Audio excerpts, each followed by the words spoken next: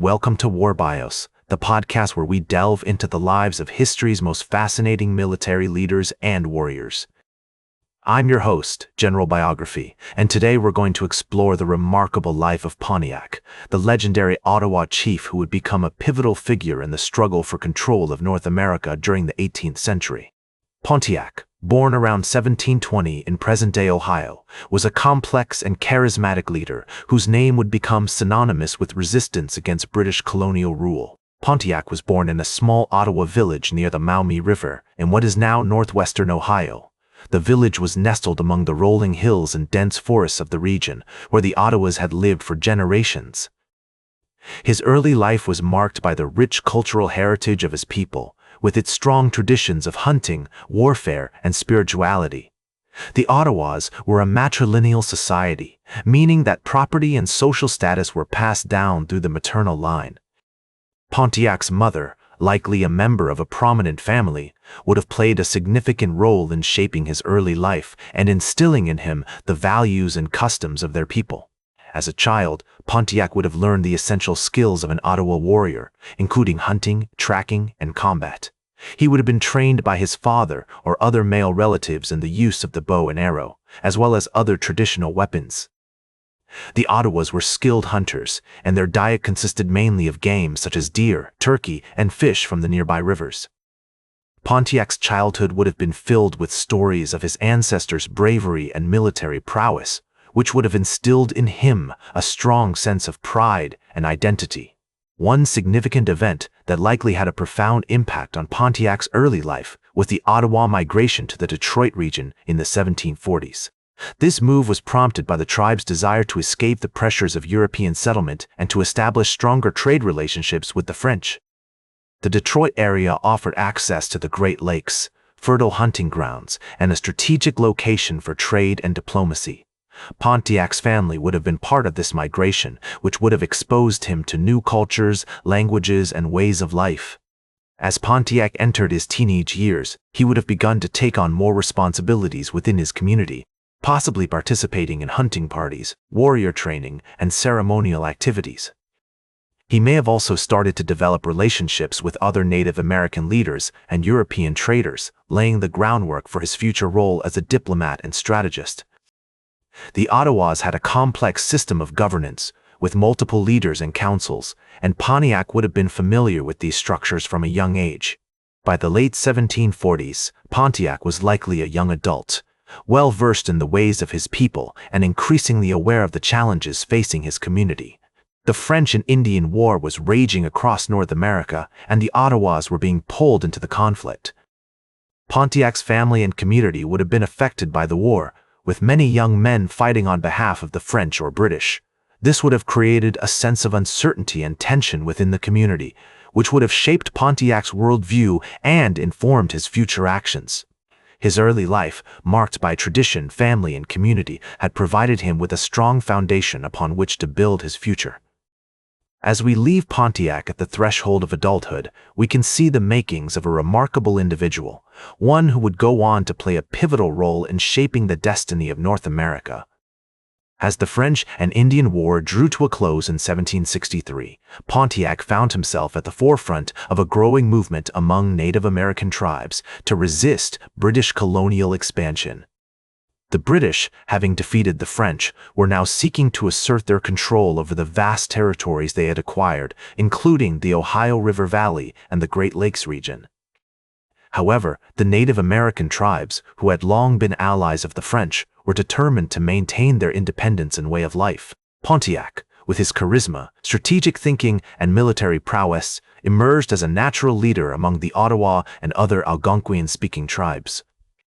He began to forge alliances with other Native American leaders, including the Seneca, Delaware, and Shawnee, with the goal of creating a unified resistance against British rule. This was no easy task, as the tribes had long been divided by language, culture, and geography, but Pontiac's vision and leadership helped to bridge these divides. One of the key events that galvanized Pontiac's resistance movement was the British occupation of Fort Detroit in 1760. The fort, which had been a French outpost, was strategically located at the confluence of the Detroit River and Lake Erie, making it a crucial hub for trade and commerce. However, the British, under the command of General Geoffrey Amherst, were determined to assert their control over the region and impose their own brand of colonial rule. Pontiac, recognizing the threat posed by the British, began to mobilize his forces, using a combination of diplomacy, persuasion, and military might to rally the Native American tribes behind him. He traveled extensively throughout the region, meeting with tribal leaders, giving speeches, and distributing wampum belts, which were intricately designed and carried sacred messages. These efforts helped to build a sense of unity and purpose among the tribes, who began to see Pontiac as a champion of their rights and freedoms. In 1763, Pontiac's resistance movement came to a head with the launch of a coordinated attack on British forts and settlements throughout the region. The uprising, which became known as Pontiac's War, was marked by brutality and violence on both sides, with the Native American tribes using guerrilla tactics, such as ambushes and raids, to harass and disrupt British supply lines. The British, in turn, responded with force, using their superior firepower and military discipline to try and crush the rebellion. Despite being outnumbered and outgunned, Pontiac's forces achieved several notable victories, including the capture of Fort Michilimackinac, which was located on the strategic Straits of Mackinac between Lake Michigan and Lake Huron. The fort, which had been a key British outpost, was taken by a clever ruse in which a group of Native American warriors disguised themselves as French traders and gained entry to the fort. Once inside, they launched a surprise attack, killing or capturing many of the British defenders. However, Pontiac's war ultimately ended in defeat for the Native American tribes. The British, under the command of General Thomas Gage, were able to regroup and launch a series of counterattacks, which gradually pushed the Native American forces back. In 1766, Pontiac was forced to sign a treaty with the British, in which he agreed to recognize British sovereignty over the region and to cease hostilities. Despite this defeat, Pontiac's legacy as a leader and a symbol of resistance against colonial rule endured. He continued to play a role in Native American politics and diplomacy, working tirelessly to promote the interests of his people and to protect their way of life. His name became synonymous with bravery, cunning, and determination, inspiring generations of Native American leaders to come. He emerged as a natural leader among the Ottawa and other Algonquian-speaking tribes, forging alliances and mobilizing his forces to resist British colonial expansion.